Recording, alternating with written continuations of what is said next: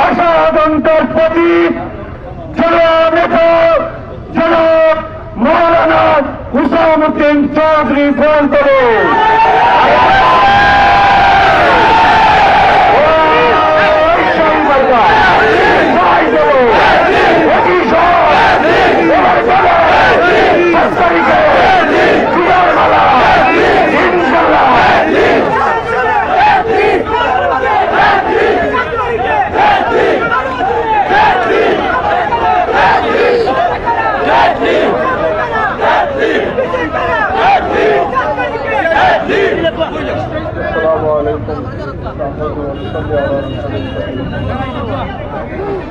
এবং যারা সনাতনী বাইরে আছেন আপনাদের প্রতি আদার শুভেচ্ছা। প্রিয় বাবুর বাজারে আজকের এই নির্বাচনী পথসভার সম্মানিত সভাপতি, উপস্থিত ওলামায়ে কেরাম, মুরব্বিয়ানে আজম, ব্যবসায়ী, শিক্ষক, ছাত্র বন্ধুগণ, যুবক বন্ধুগণ, সবরে আন্তরিক মোবারকবাদ জানাই, কৃতজ্ঞতা জানাই যে আজকের আপনারা এই ভালোবাসা, উপস্থিতি, সমর্থন আমার অন্তরে খুশি করছে। আল্লাহ আপনারা খুশি রাখুক। একটু রাস্তা ছাড়িয়া গাড়ি চলাচল হতে বিঘ্নতা না হয় আপনারা একটু চাপিয়া খাওয়ার লাগে অনুরোধ করি। আমি আসন্ন জাতীয় সংসদ নির্বাচন ও স্বতন্ত্র প্রার্থী হিসাবে, জনগণের প্রার্থী হিসাবে কেন্দ্রীয় প্রতীক নিয়ে নির্বাচনে অংশগ্রহণ করছি। আপনারা দোয়া, ভালোবাসা, ভোট, সহযোগিতা সবই আমার কাম্য। আমি ইতিপূর্বে বিভিন্ন বক্তব্য আমার এই তাৎক্ষণিকভাবে নির্বাচনে অংশগ্রহণ করার কারণটা আমি ব্যাখ্যা করছি। আপনারা জানেন আমি যে পরিবারের মানুষ, আমার পরিবারটাই কোনোদিন কেউ ভোটর লাগিয়া আপনাদের কাছে ভোট চাইছেন না। আমিও যদিও 2006 সালে মহাজোটের এই অঞ্চলের মনোনীত বা সমর্থিত প্রার্থী ইসলাম, আমার ভোট করার যদি ইচ্ছা থাকতে হতে 1-2 বার আপনারা ভালোবাসা নিয়ে সংসদে যাওয়া সম্ভব আছে।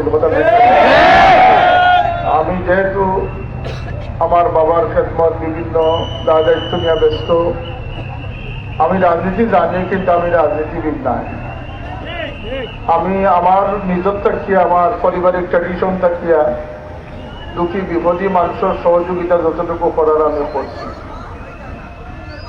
এই নির্বাচনে আপনারা এই সমর্থন, আপনারা এই জোয়ার অনেক বিভ্রান্ত করিলার, অনেকের ঘুম হারাম করে দিলার, নানা ধরনের কথাবার্তা। আর আল্লাহ আমার ধৈর্যশীল দেখার তৌফিক দান করছে। কারণ 7 তারিখের আপনারা ভোটে প্রমাণ করব যে কে হাসামা চিন্তার, কে মিশামা। অতএব আমি চাই না যে আমার স্পর্ধা নষ্ট হইত। আমি প্রথম থেকে যে কথাটা হইয়া যে আমরা আদর্শিক মানুষ, চেষ্টা করি আমরা আদর্শবোধ নিয়ে চলার।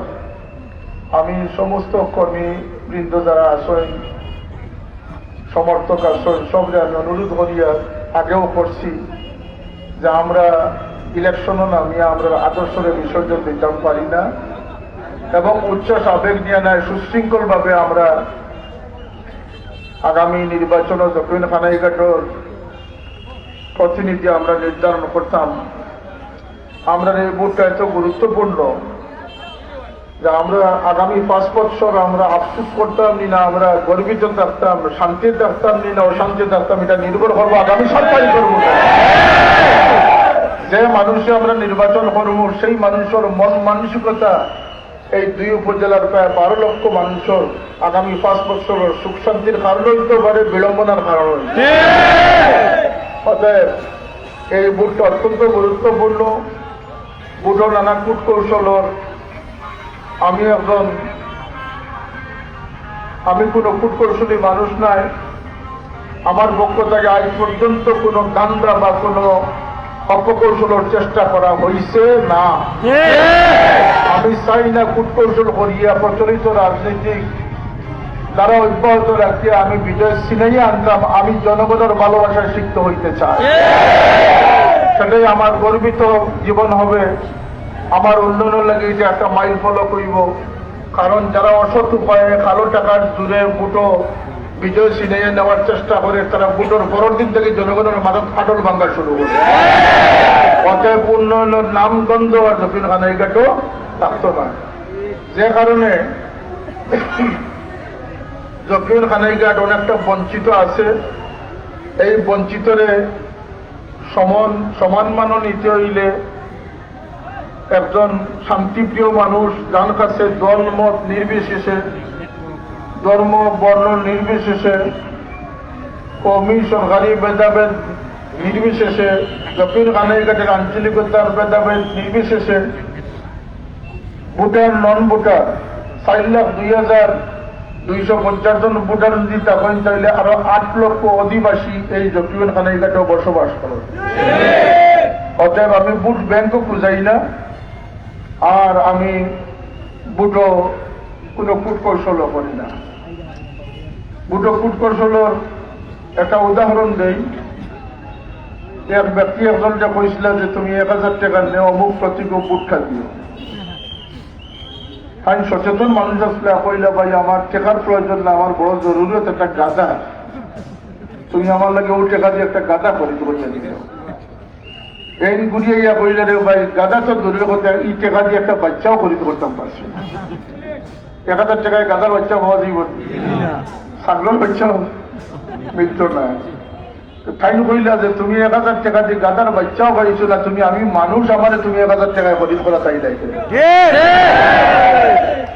এই বিষয়টা আমি কইয়ার যে সামান্য জিনিসের লাগিয়া আমরা দায়িত্বশীলতার কোনো অভাব জানি না, ওইটা আল্লাহর কাছে আমরা জবাব দিতে পারা লাগবো না লাগবে।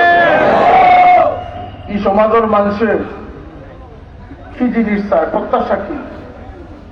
এক কথায় যদি সারাংশ কইতে হয় তাইলে মানুষের মানে ইজ্জতে শান্তিতে বসবাস চায়, যেখানে কোনো হয়রানি থাকতো নাই, দল পাপড় থাকতো নাই, ঠেলাঠেলি থাকতো না, এমনকি গুন্ডামি থাকতো নাই, নিরীহ মানুষ বঞ্চিত হইতো নাই, সম্প্রীতি থাকবো, সমাজ শান্তি থাকবো, রাস্তাঘাটেও মানুষের চলাচলের সুবিধা থাকবো, শিক্ষা প্রতিষ্ঠান উন্নত হইব, শিক্ষা ব্যবস্থা শিক্ষা নীতি ভালো থাকবো, মানুষের বাচ্চা মানুষ হিসাবে সৃষ্টি। এমন শিক্ষানীতি আমরা চাই না যে শিক্ষানীতি মানুষের বাচ্চাদের বান্দরও বাচ্চা বানিয়ে আছে।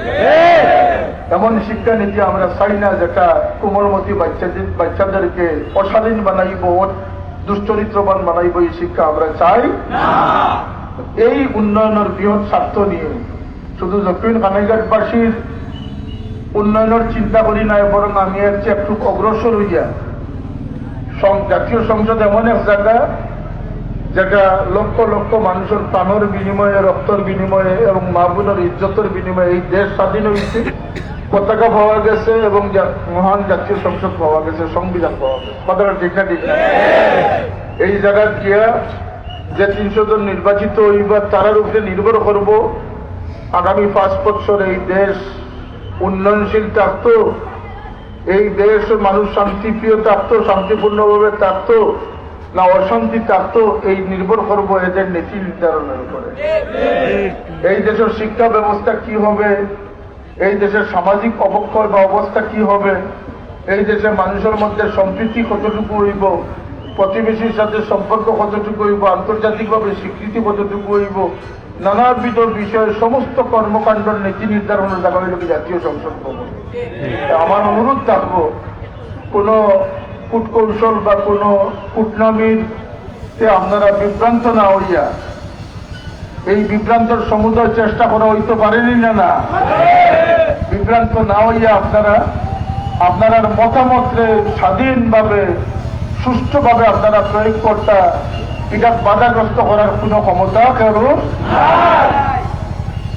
একটা ভোটে যদি কোনো মানুষ বিভ্রান্তির শিকার হয়, যে 5,000 টাকা 3,000 টাকা নিয়ে মানুষের ভোট বিক্রি করার চেষ্টা করব, জানিয়ে রাখবো আপনারা যে আপনার পকেটের মোবাইল শুনে নিতে পারে, পরিচিত পারে। একটা মোবাইল পড়ে গেলে আপনি 15,000 টাকার দাঁড়ও পড়ে দিবা। কথা ঠিক না? ঠিক না? অতএব একটা বুটোর দাম 5,000 টাকা নয়, একটা মানবতার দাম কোটি কোটি টাকার চেয়ে আরো বেশি মনে। সুতরাং আপনারা জনপ্রতিনিধি নির্বাচনে আপনারা নিজের ম্যান্ডেট দিতে, আপনারা মতামত দিতে। এখানে কোনো জোরজবস্তি নাই, কোনো প্রভাবান্বিত করার কোনো সুযোগ নাই। নির্বাচন কমিশন থেকে সমস্ত আয়োজন সম্পন্ন করা হয়েছে। 7 তারিখ ভোট হইব, 6 তারিখ রাত্রে যারা ভোট দিতে সুযোগ নাই, কচু হত্যা ছাড়া কিছু হইতে নাই। কারণ ভোটের ব্যালট পেপার আইব সকালে, কেন্দ্র ব্যালট পেপার আইব। আমি আমার সমর্থক দায়িত্বশীল যারা আছেন আপনাদের প্রতি আমার গুজারিশ, এবং যারা আমার সমর্থন দিতরা ভালোবাসা, আপনারা মা বলে করে কষ্ট করি ভোটও নিবা। আমি যে জায়গাটাকে আইছি আমার ভোটের ব্যক্তিগত কোনো খাইশ নাই। আমি এটারে একটা রেওয়াজ রসুমের পরিবর্তন, দেশের জাতীয় দুর্যোগে ভূমিকা পালন, শিক্ষার ক্ষেত্রে সুপরামর্শ দান, শিক্ষার ক্ষেত্রে সুপরামর্শ দান। আপনারা জানেন যে ৬২ বছর পরে বাংলাদেশের শিক্ষানীতি প্রণীত হয়েছে ২০১০ সালে। আমরা সম্মানিত মাননীয় শিক্ষামন্ত্রী নুরুল ইসলাম নাহিদ সাহেব মাননীয় প্রধানমন্ত্রীর নির্দেশে এই শিক্ষানীতি সম্পন্ন হয়েছে। আপনারা শুনলে জানি না জানছেন কিনা, এই শিক্ষানীতি প্রণয়নের শেষ পর্যায়ে যখন আমি কইলাম যে এই শিক্ষানীতি তো বাংলাদেশের জনগণের মতাদর্শ বিরোধী হয়ে গেছে, বাংলাদেশের জনগণ চাই একদিকে যাইতো, আপনারা ঠান্ডা নিজেকে অন্যদিকে। সুতরাং এই শিক্ষানীতির বিরুদ্ধে আমি সোচ্চার হইব, আমি আন্দোলন করব। যাই হোক, শেষ পর্যন্ত কইলাম যে আপনি আহ্বান, আমি সেক্রেটারি এটাও 25 জন বাংলাদেশের চিন্তাবিদ যখন লইয়া গেলাম, 27 জন, 2-2.5 ঘন্টা বৈঠকের পরে মাননীয় শিক্ষামন্ত্রী কইলা যা ওইবার হয়েছে, এখন আপনি যে পরামর্শ দিবার সেই আলোকে ৬২ বছর পরে বাংলাদেশের শিক্ষানীতি প্রণীত হয়েছে। আপনার এলাকার সন্তানের দ্বারা এই শিক্ষানীতি বাম দ্বারা থেকে ডান দ্বারা গেছে, আপনারা খুশি না বেজার হয়েছে। আমি আমার মুখে কোনো কৃতিত্ব করতাম চাই না। আমি এটা কইতাম চাই না যে আমি কত হাজার মশারি বাটিয়েছি আর কত হাজার কমল বাটিয়েছি। আমি এটা কইতাম চাই না, কারণ এটা হইল কি আর ইয়া, এটার নাম হইল কি লোক দেখানো। আমি এই পরিবারের মানুষ না যে লোক দেখে কাম করা। আমার বড় ভাই সাহেব আমার একদিন কইলা যে কিছু বড় অঙ্কর টাকা তুমিও দাও, আমিও দিই, পয়সা পিতা করতা। কইলা সুরমা কুশিয়ার আর নদীর অনেক ঘাট আছে, ঘাটগুলাত মহিলা হলে গোসল করেন, বড় বেপরটা অবস্থায় তারা কষ্ট। আমি চিন্তা করছি গাড়ি রেক্সিন জাতীয় কাপড়কে নিয়ে জায়গা বানাইয়া দিয়া মানুষের পর্দার ব্যবস্থা করে দিতাম। সুবহানাল্লাহ। সেইকে তান্ডে বাধ্য করছে, কোন বুটো লাগে বড় সব এইগুলা করছে। মানুষ মারা যায়, এতিম বিধবা রাখিয়া আল্লাহ ছায়ার মাঝে সব পয়লা মনে বড় সবর ছায়া গিয়া পড়ে, কোন বুটোর কারণে। সুতরাং আমরা প্রচার বিমুখ মানুষ। আমি যখন হাফ প্যান্ট নাই, যখন উলঙ্গ আসলাম, তখন আমার বাবার লঙ্গরখানা আমি দেখছি। আমার বাবা লঙ্গরখানা আমি দেখছি সকাল সন্ধ্যা 2 বেলা 5 ডেক খিচুড়ি ফাঁকাইয়া। সেই সময় অভাব হইতো, মুরব্বী হলে হইতে পারবা, মাতমা সাইলে অভাব হইতো না নি আগে। আমার বাবাই তার বাড়ার গুলিয়া দিতা, মানুষের পর্যায়ে হাসানা দিতা, এটা আমরা দেখছি। এই মন মানসিকতা নিয়ে আমরা বড় হয়েছি। সুতরাং আপনারা সামনে অনেক কিছু আসতে পারে, আগের দিন শুরু উঠতে পারে, হুসামুদ্দিন সব বই গেছে, জানেন না? এগুলো আপনারা প্রতিরোধ করার শক্তি রাখেন দিন না রাখেন না, কোনো বহু শক্তির দরকার নাই, আপনার কনফিডেন্স সবচেয়ে বড় শক্তি হিসাবে পাবে। আর আমরা এই নির্বাচনে আইছি বহু উদ্দেশ্য সামনে রাখিয়া, মহৎ উদ্দেশ্য সামনে রাখিয়া। আমি এটাও আশাবাদী যে হিন্দু মুসলিম যারা আমাদের সমর্থন দিতে, প্রত্যেকের যাদের মান অনুযায়ী, স্থান অনুযায়ী এই খেদমতর সব আল্লাহ দান করবেন।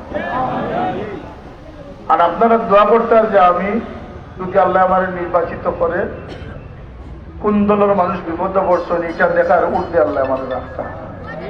মানুষ বিপদগ্রস্ত, সেটাই আমার কাছে যেন সবচেয়ে বড় গ্রহণযোগ্যতার বিষয় হয়। ভোটারকে নন ভোটারকে এটাও দেখার আমার মন মানসিকতা নাই। আমি দেশের সমস্ত নাগরিকের, পুরুষ মহিলা, হিন্দু মুসলমান, কৌমি সরকারি যত দল উপদল আছে, সমস্ত রাজনৈতিক দলের ঊর্ধ্বে সব মানুষের সেবা করিয়া, সব মানুষের ভালোবাসা নিয়ে আমি এই বিজয় আনতাম চাই। এই বিজয় আমার হবে না, এই জীবন